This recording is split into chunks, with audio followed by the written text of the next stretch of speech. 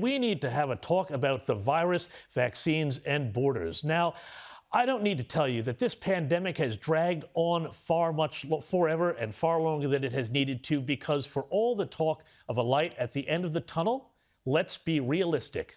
For Australia, there is no end in sight. Our vaccine rollout program is, to put it kindly, chaotic.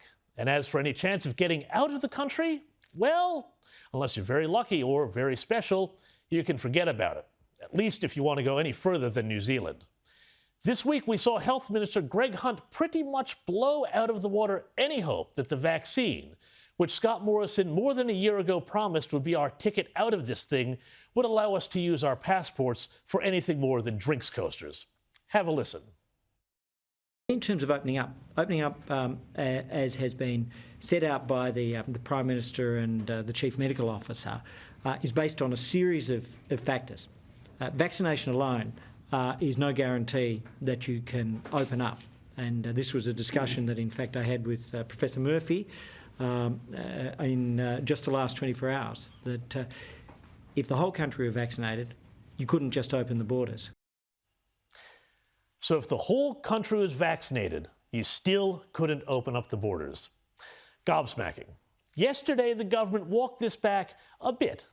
The Prime Minister, speaking in Perth, said that maybe, just maybe, they would consider that people who have had the jab might be allowed to travel certain places if they had a good excuse and they still have to apply to leave the country, and they would still have to quarantine at home when they got back. But he also said that even with vaccinations, again, we couldn't open the borders because people might still get COVID. Have a listen. If we were to lift the borders and people were to come, then you would see those cases increase. And Australians would have to become used to dealing with 1,000 cases a week or more. Now, it is true that our most vulnerable populations would be vaccinated, but I don't think West Australians, particularly Western Australians, would welcome restrictions and closures and border shutting and all of those things again. Sorry, Prime Minister, but if the most vulnerable are protected, then why would we need to have any more shutdowns? I mean, yes, in a vaccine-orientated Australia, COVID might circulate, but it would not be the existential danger that it was or even is now. And that's the problem. We have lost any ability to talk about risk in this country. We act now as if, our policymakers at least act now, as if the only danger in our lives is COVID or related to COVID.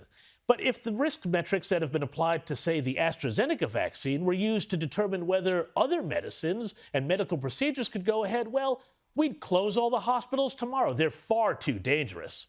Look, we are in a very comfy but very expensive bubble here in Australia at the moment, and the zero COVID numbers that seemed like liberation when the pandemic was raging elsewhere in the world will soon start to look like a prison. In fact, they already are.